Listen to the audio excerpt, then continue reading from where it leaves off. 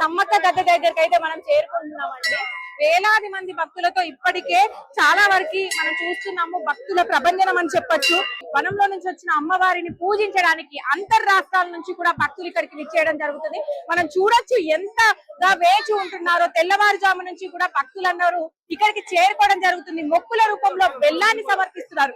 వనదేవతలు బెల్లాన్ని ఎందుకు సమర్పిస్తారు అంటే ఒకప్పుడు అడవి ప్రాంతంలో ఏది కూడా దొరికేది కాదన్నమాట.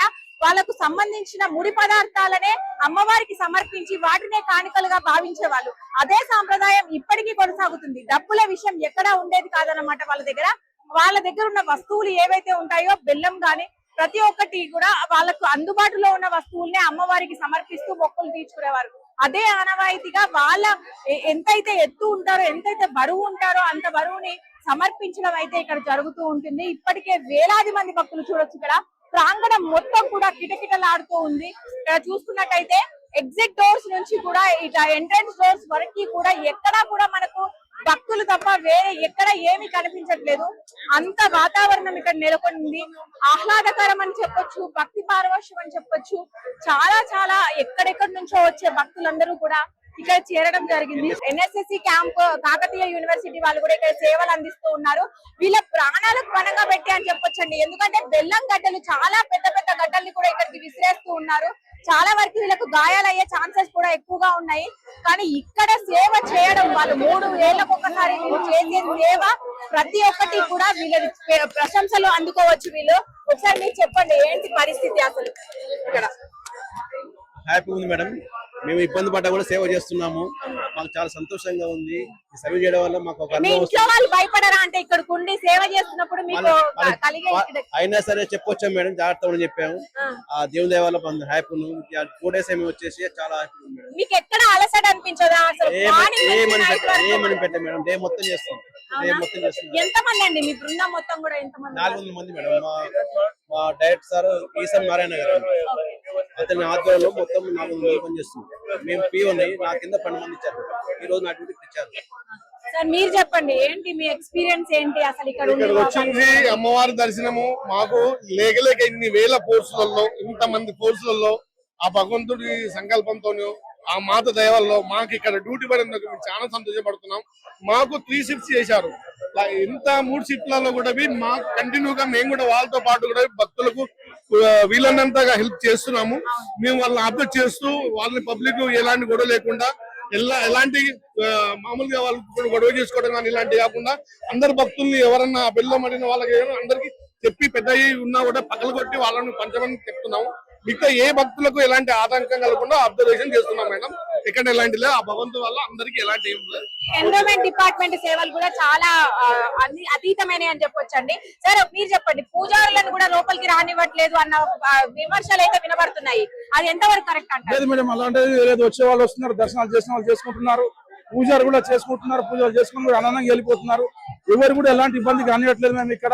మేము వచ్చిన వాడికి ఎంత వచ్చిన జనాలు వచ్చినా కూడా అందరు కూడా దర్శనాలు చేయించేది ముందు పంపిస్తానే పోతున్నాం. మేము మా శాశ్వతలు అయిన కాడికి మేము చేసుకుంటూనే పోతున్నాం. అందరు కూడా ఎవరు కూడా ఇబ్బంది కానట్ల, ఎవరు కూడా బాధ పెట్టినట్ల వచ్చిన వాళ్ళ భక్తులకు అందరికి కొన్ని కోట్ల పబ్లిక్ తో వస్తున్నారు. రాత్రి నుంచి కూడా అందరికి మేము వెలుపుగా చేసుకుంటూ పోతున్నాం. అమ్మవారి సహకారంతో అంత మంచి దాంతో మంచి హెల్ప్ చేసుకుంటామని కోరుకుంటున్నాం. చాలా చాలా ప్రశంసనీయమైనదండి మీ డ్యూటీ. ఇక్కడ అమ్మవారి సాక్షిగా మీరు ప్రజలకి సేవ చేసుకోవడము, మీకు ఆ భాగ్యం కలగడం గొప్పతనం అని చెప్పాలి. దానికి మీరు మీ కుటుంబ సభ్యుల్ని విడిచి మరి ఇక్కడికి వచ్చి చేస్తున్నారు. Thank you so much. Thank you. ప్రస్తుతం మనము సమ్మక్క గద్దెకైతే చేరుకుంటున్నామండి. ఇక్కడ గద్దెల రూపకంలో చూసుకున్నట్టయితే కూడా మొత్తం మార్పు చేయడం అనేది ఒక్క దగ్గర నుంచి లోపల వరకు వస్తూనే గద్దెలు దాటుతూ వచ్చేలాగా చేశారన్నమాట. చివరాఖరికి ఇక్కడ మనం సమ్మక్క గద్దె చేరుకుంటారు ఎవరైనా భక్తులు రావడానికి. ఇక్కడి నుంచి కూడా లోపలికి గద్దెకు చేరుకున్న అమ్మవారిని మనం చూడొచ్చు.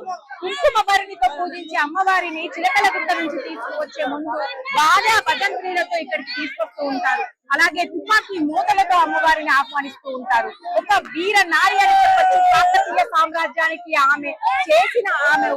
ఆమె చూపించిన ఆ వీర నారితత్వం అనేది ఇప్పటికీ కూడా ప్రజలు నమ్ముతూ ఉంటారు. ఆదివాసుల అపురూపమైన ఈ దృశ్యాన్ని ఈ భక్తితో పరవశం చేసే ఈ జాతరని కుంభమేళ అని కూడా అంటారు. ఒక్కసారి లోపలికి వెళ్దాం. ఇది ఇది సమ్మక్క గద్దె అండి. చూసుకున్నట్టయితే భక్తులు ఇప్పటికే కూడా మొత్తం గద్దె మీదకి విసిరేస్తూ ఉన్నారు.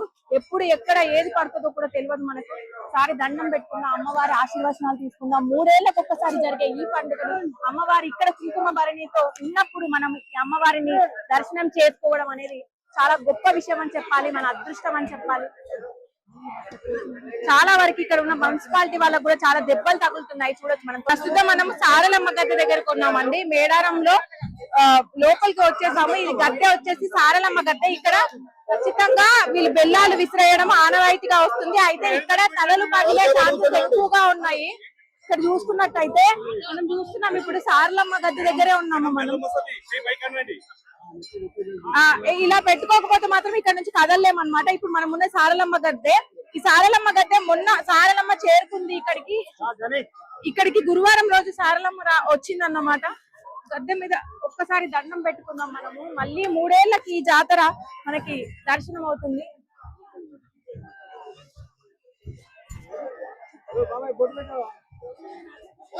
ఇక్కడ ఇప్పటికే భక్తులు చాలా మంది వస్తూనే ఉన్నారు లోపలికి సారలమ్మ గద్దెలో. ఇక్కడ మాత్రం మనకి సేఫ్ కాదు. ముందుకు వెళ్ళి చూద్దాం. సమ్మక్క గద్దె ఉంది. ఇప్పుడు భక్తులు చాలా మంది ఇక్కడికి ఇప్పటికే చేరుకున్నారు. అంతర్రాష్ట్రాల నుంచి కూడా ఇక్కడికి వస్తూ ఉంటారు. ఇలా పెట్టుకోకపోతే మాత్రం ఖచ్చితంగా బెల్లం పడే ఛాన్స్ ఉంటుంది.